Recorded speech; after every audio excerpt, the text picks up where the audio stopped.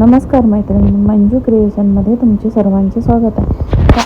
आज तुम्हाला मी भरवा शिमला मिरची रेसिपी दाखवणार आहे। चला तर मग आपण ही रेसिपी कशी करायची ती बघूया।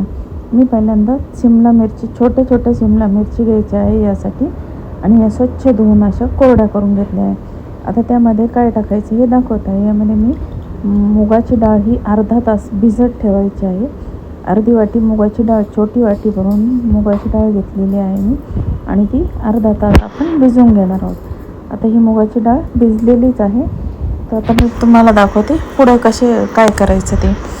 आता यामध्ये आपण मुगाच्या डाळीचं वाटण भरून ही शिमला मिरची करणार आहोत। तर चला मैत्रिणींनो, आता आपण अजून यामध्ये काय टाकायचं हे मी तुम्हाला सांगत आहे। आता यामध्ये मी हिरवी मिरची, लसूण, आलं आणि जिरे हे टाकणार आहे। यामध्ये हिरवी मिरची, लसूण, आले आणि जिरे हे मसाले मी या मिरचीमध्ये टाकणार आहे। तर चला तर मग आपण पहिल्यांदा मिक्सरच्या भांड्यामध्ये ही डाळ बारीक करून घ्यायची, आणि डाळ बारीक करतानाच यामध्ये हे मसाले आपल्याला वाटून घ्यायचे आहे। हे पहिल्यांदा डाळ टाकली आहे, त्याच्यामध्ये हिरवी मिरची, लसूण, जिरे आणि मीठ आणि हळद हे सर्व याच्यामध्ये आपण टाकून घेणार आहोत, आणि हे मिक्सरला लावून घेऊया। आता यामध्ये मी थोडंसं मीठ टाकते आहे, आणि नंतर हळद टाकूया आपण।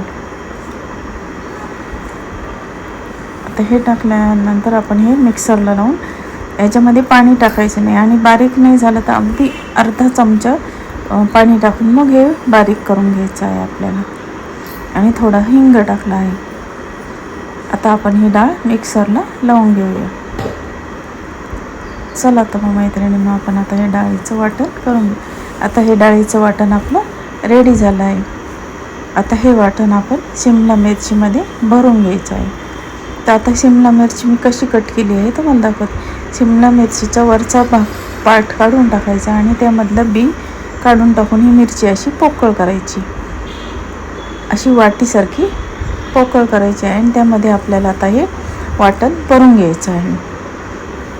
या डाळीचं वाटण आपण आता त्यामध्ये भरून घेणार आहोत। चला तर मग मैत्रिणींनो, आपण आता हे वाटण यामध्ये भरून घेऊया। आता आपलं वाटण भरून झालं आहे। आता आपण त्याला तेलावर आपण ती परतून घेणार आहोत। चला आता आपण गॅसवर मी कढई ठेवणार आहे, छोटी कढई गॅसवर मी ठेवणार आहे।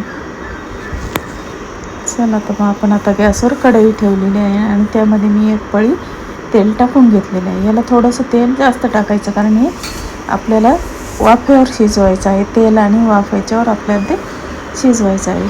थोडीशी मोहरी टाकून तेल तापलं का नाही हे बघते, फोडणी द्यायची नाही आहे आपल्याला याला।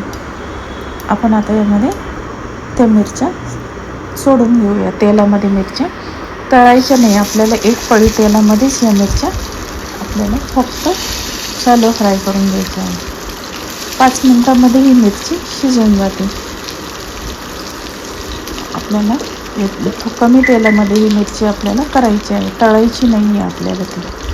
आता ही मिरची मी तेलावर ठेवली, आणि त्याच्यावर झाकण ठेवून दिलं आहे। 2 मिनिटांनी ही मिरची परत आपण थोडीशी मधून ती आपण हलवून पाहिजे, थोडीशी शिजली का नाही तर मग खालून ते जळून जातात।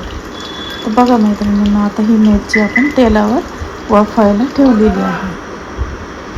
आता बघा अशा प्रकारे आता ही 5 मिनिटामध्ये आपली ही भरवा मिरची रेडी झाली आहे। तर मैत्रिणींनो, तुम्हाला ही रेसिपी कशी वाटली? तुम्हाला जर ही रेसिपी आवडली असेल तर माझ्या चॅनलला लाईक, शेअर आणि सबस्क्राईब जरूर करा। अशा प्रकारे जर आपण शिमला मिरची केली तर मुलंसुद्धा खूप आवडीने खातात, खूप टेस्टी लागते ही। धन्यवाद।